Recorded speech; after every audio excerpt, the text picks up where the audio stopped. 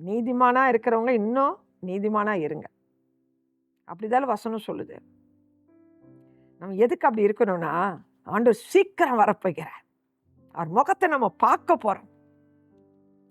அவருடைய வாழ்க்கையை பொடி நம்மளும் பரிசுத்தமா காத்து வாழும்போது என்ன நன்மை கிடைக்கும் தெரியுமா? நீதிமொழிகள் 11வது அதிகாரம் 30வது வசனம், நீதிமானுடைய பலன் ஜீவ விருட்சமா. நீதிமானா நம்ம வாழ்கிறதுனால நம்ம ஜீவ விருட்சத்தை கண்டடைய போகிறோம். ஜீவ விருட்சத்தை பெற்றுக்கொள்ள போகிறோம்.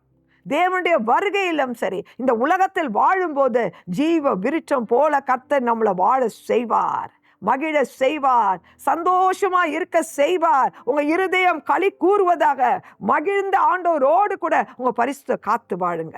கர்த்தருடைய கரம் இந்த நாளில் உங்களோடு இருந்து உங்களை நடத்துவதாக, மகிழ்ச்சியோடு கர்த்தர் இந்த நாளை உங்களோடு கூட இருந்து உங்களோடு கூட மகிழ உங்களுக்கு கிருபை தருவாராக.